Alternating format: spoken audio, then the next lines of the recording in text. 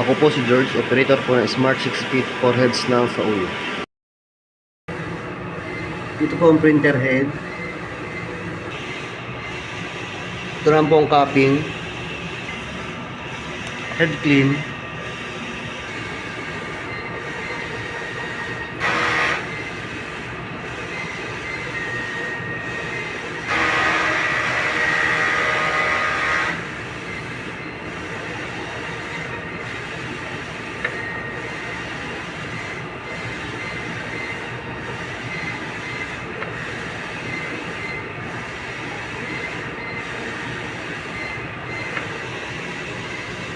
After head clean, plus at ang wiper na mali sa tela, pati na rin ang printer head area.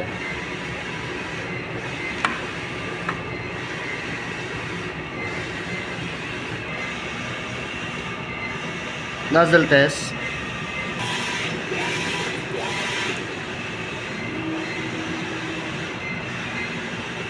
Good naman. Ito naman ang ink tank. Ink level ay good. Ground wire. ABR.